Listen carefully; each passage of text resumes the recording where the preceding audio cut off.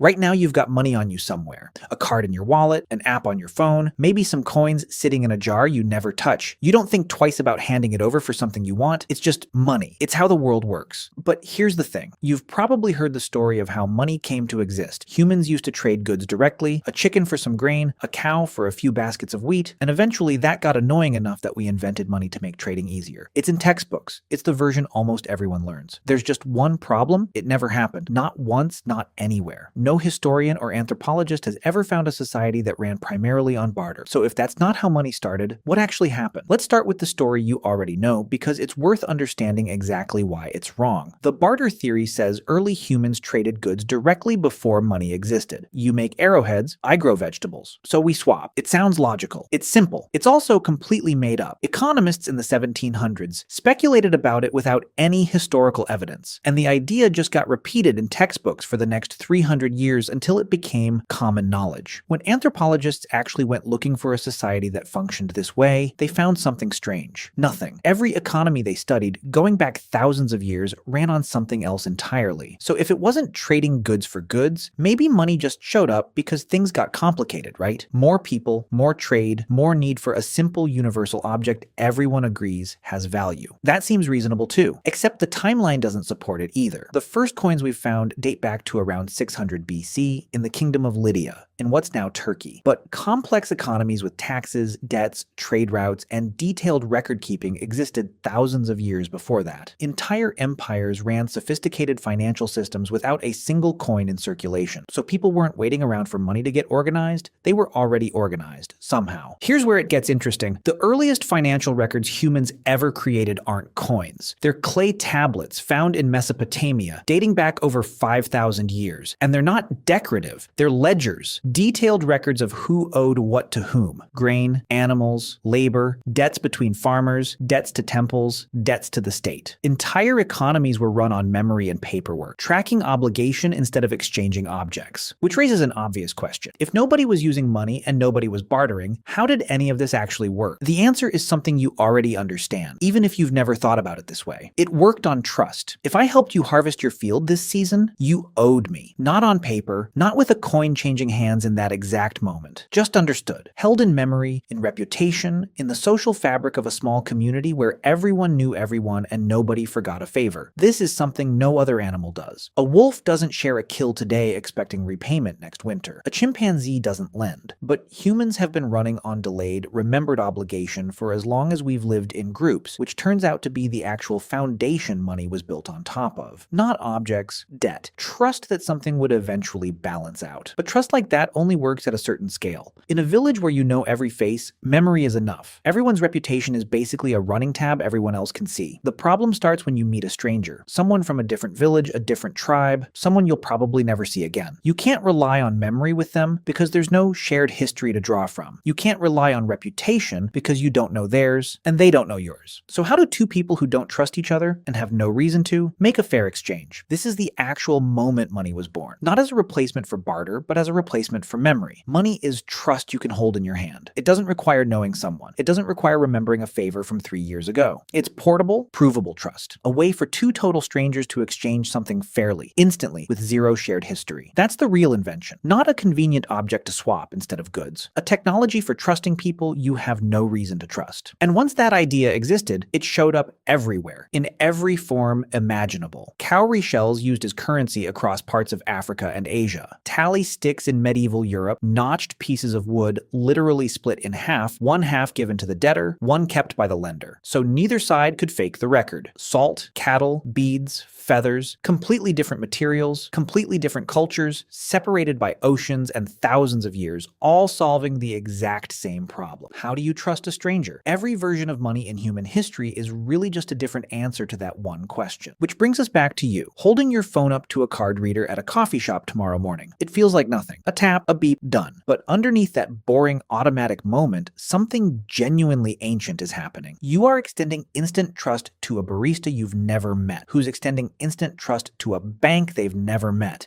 who's extending instant trust to a system built on the same basic problem people were solving with clay tablets 5,000 years ago. You're not just paying for coffee. You're using humanity's oldest trick, a way of trusting a total stranger instantly without needing to know their name. So the next time you hand over money for something, or tap your card without even glancing at the screen, remember what you're actually holding. It was never really about the object, not the coin, not the bill, not the number on an app. It was always about the promise behind it. Money didn't replace bartering because bartering never happened. It replaced remembering. And every transaction you make today is still, in some strange and quiet way, an act of trust between two strangers. Exactly like it was the very first time someone figured out how to make it work. Speaking of trust, money lets strangers trade without knowing each other. But trust got tested in a much scarier way when someone in the group actually got sick. Helping them meant risking exposure yourself. So what did ancient humans actually do? That's next. What did ancient humans actually do when someone got sick?